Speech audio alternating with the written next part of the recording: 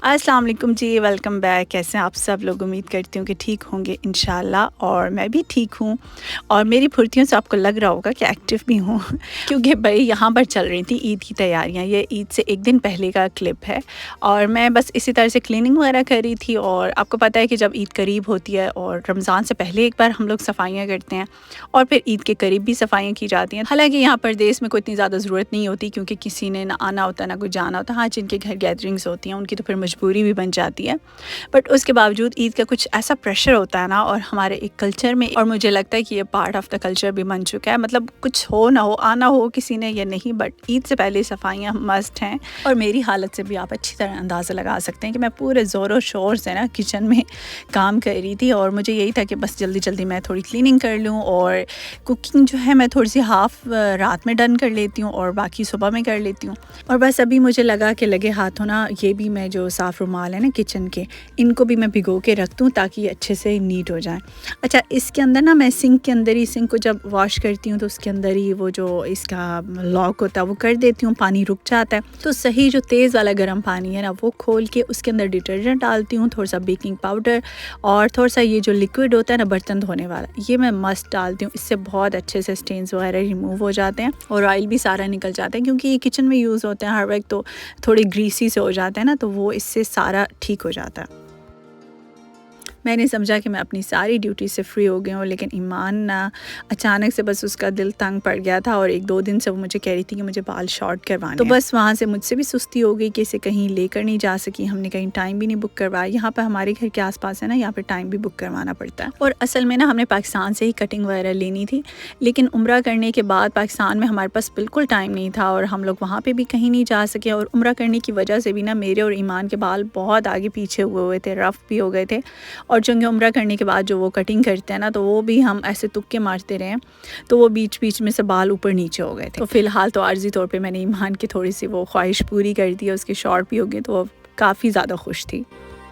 और ये अब भाई फाइनली हमारा ईद का दिन स्टार्ट हो गया। अच्छा, परदेस में जो ईद होती है ना, यकीन करें वो इतना बोझ लगती है, मुझे तो बहुत बड़ा बोझ लगता है। मैं कहती हूँ बस एक बार गुजरे और इससे जान छूटे, क्योंकि ईद पे ना सब आपके रिश्ते जो होते हैं वो आपको याद भी बहुत ज़्यादा आ रहे होते हैं, मिस करते हैं आप। हालांकि मैं तो अभी बिल्कुल रिसेंटली मिल के आ रही हूँ उनसे, लेकिन मुझे लगता है कि इस ईद पे मैंने बहुत ज़्यादा जैसे मिस किया। शायद वो अभी अभी मिल के आई हूँ तो मुझे उनकी ज़्यादा याद आ रही है मे बी इसलिए। खैर, वालिदैन तो फिर ऐसी चीज़ होते हैं कि वो आपको हर लम्हा हर सेकंड में याद आ रहे होते हैं।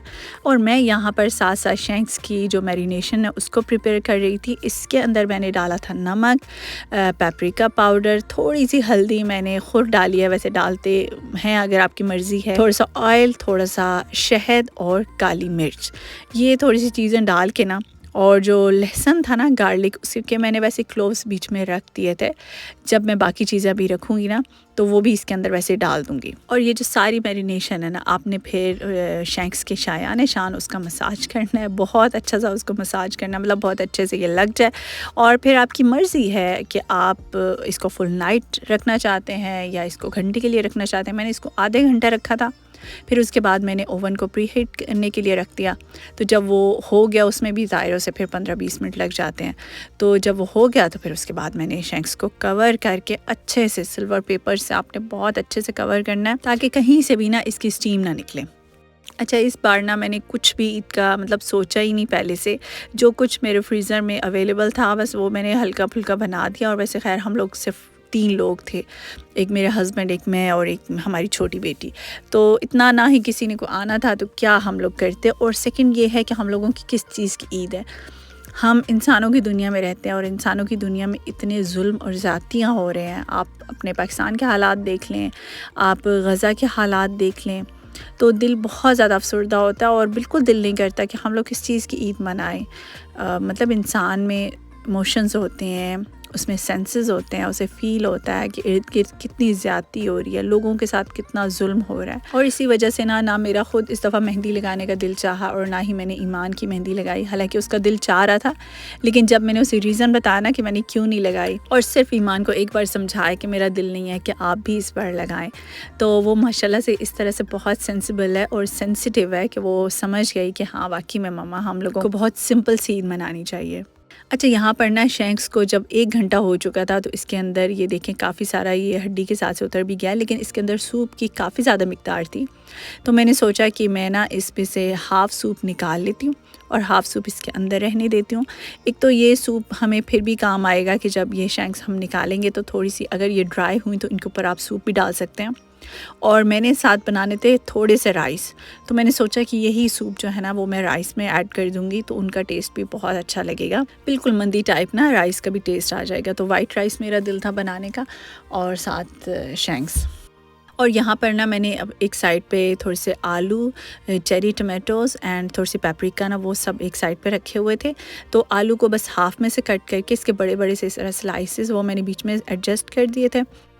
और एक बार फिर से ना इसे अच्छे से कवर करके सिल्वर पेपर से और इसको ओवन में रख देंगे। अभी इसको तकरीबन 1.5 घंटा मैं दोबारा से रखूँगी ताकि ये बहुत अच्छे से गल जाए, क्योंकि ये जब तक बहुत अच्छे से नहीं ना गली हो तो इनका मज़ा नहीं आता। और हमारी तो स्वीडन में ईद ऐसी थी ना कि ईमान गई हुई थी स्कूल, इसके पापा का ऑफ था, लेकिन ईमान को छुट्टी नहीं थी क्योंकि यहाँ पे एक तो वर्किंग डेज़ होते हैं तो उसमें छुट्टी भी पॉसिबल नहीं होती, और अगर आप लें तो फिर ख़ुद ही अप्लाई करनी पड़ती है। और हमने जो कि पाकिस्तान के लिए बहुत सारी छुट्टियाँ ली हुई थी, तो अब हम किस मुँह से दोबारा छुट्टी मांगते और लेते। और खैर टीचर का भी दिल नहीं था क्योंकि आजकल एग्ज़ाम्स के दिन हैं और बच्चों के प्रूफ वगैरह चल रहे हैं ना, और हमारा अपना भी दिल नहीं था ना कि ईमान छुट्टी करे, क्योंकि हमें पता था कि ईमान घर में सिर्फ तंग होगी और अपने नाना नानू को मिस करेगी, पाकिस्तान को मिस करेगी। इससे अच्छा है कि वो स्कूल में चली जाए और उसका दिन अच्छे से गुजर जाए। और वही हुआ, जब ईमान स्कूल से आई ना तो वो काफ़ी ज़्यादा खुश थी। और मेरा ये दिल था कि मैं ना ईमान से पहले ये सारी कुकिंग वगैरह डन कर लूँ, मतलब ये शैंक्स वगैरह भी रख दूँ दोबारा से ओवन में, और साथ में थोड़े से जो राइस वगैरह प्रिपेयर करने थे तो वो भी कर लूँ। और जब मैं राइस को दम लगाऊंगी ना तो इतना तक इंशाल्लाह फिर ईमान भी आके फ़्रेश हो जाएगी और फिर मैं और ईमान मिल के थोड़ी सी ईद की तैयारी करेंगे, तो थोड़ा ईमान को भी अच्छा लगेगा। चलें इस बहाने हमारी ईद की थोड़ी सी वो जो ईद सेलिब्रेशन होती है ना हल्की फुल्की, वो भी हो जाएगी। अच्छा, स्टार्टिंग में ना जब मैं ईद यहाँ पर अकेले में करती थी, मतलब अकेले तो नहीं थे, तब हम लोग डेनमार्क भी हुआ करते थे और डेनमार्क में तो खैर से हमारी बहुत ज़्यादा फैमिली रहती है और सबसे मुलाकात हुआ करती थी, बट फिर भी ना मैं बहुत ज़्यादा रोया करती थी। तो उस वक्त मुझे याद है कि ईद बहुत ज़्यादा हार्ड हुआ करती थी मेरे लिए। और भाई खैर से अब हमारा पुलाव जो था उसको मैंने दम लगा दिया और मैंने सोचा कि अब मैं भी हल्की फुल्की रेडी हो ही जाऊं, क्योंकि थोड़ी बहुत पिक्चर्स वगैरह भी बनानी होती हैं, अम्मी अबू इंतज़ार कर रहे होते हैं। तो बस ये मैंने बहुत ही लाइट से झुमके और ये बस मेरी फ़ेवरेट रिंग जो कि मैंने हर हालत में पहननी होती है, बस ये मैंने पहनी। तो मैं वैसे शुरू से ही ना बहुत मिनिमल ज्वेलरी पहनती हूँ, तो यहाँ पर भी मैंने बस ऐसे ही सिंपल सी, और ये चूड़ियाँ भी मैं पाकिस्तान से लेके आई थी, फिर आपको किसी वक्त दिखाऊंगी, मुझे बड़ी प्यारी लगी थी। तो फिर तैयार होने के बाद ईमान भी रेडी हो गई थी और मैं भी, तो हमने सोचा कि हम एक बार खाना वगैरह खा लें, फिर उसके बाद हम पिक्चर्स वगैरह और ईदी वगैरह भी वसूल करेंगे। वैसे ना ईद के कपड़े वगैरह पहन के और तैयार हो के ना, मतलब इस तरह के किचन के काम करना, मैं कहती हूँ ये भी एक मिशन के बराबर ही है, जो कि कभी कभी मिशन इम्पॉसिबल भी हो जाता है। लेकिन खैर ईद के कपड़ों को बचाने के चक्करों में ना बहुत एक्स्ट्रा केयर करनी पड़ती है और फिर काम शायद उस तरह से यकीनन नहीं हो पाता, उसकी जो स्पीड होती है वो भी काफ़ी स्लो हो जाती है। और यहाँ पर तो ईद मनाने का ना बस ये खाना ही एक तरीका होता है कि थोड़ा सा आप खाना वगैरह खा लें मिल के, फैमिली एक साथ इकट्ठे बैठ के, तो बस यही आपकी ईद हो जाती है।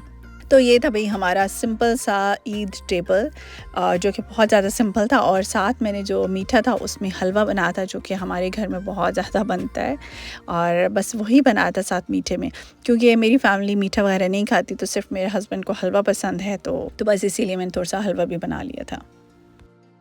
अब आप यहाँ पर ये ना समझिएगा कि ईमान कितने अच्छे बच्चों की तरह सोफ़े पे बैठी है आराम सुकून से, हालांकि यहाँ पर मैं और ईमान इसके इंतज़ार में बैठी थी जो कि अभी हमें मिल रही थी, और हमें बड़ी बेसब्री से इसका इंतज़ार था कि ये किस वक्त आए और हमें देखते हैं कितनी ईदी मिलती है। तो ईमान को स्वीडिश 500 मिले थे और मुझे डैनिश 500 मिले थे। तो मैं ईमान को टीज़ कर रही थी कि ईमान मुझे आपसे ना थोड़ी सी स्ट्रॉन्ग करेंसी मिल गई है।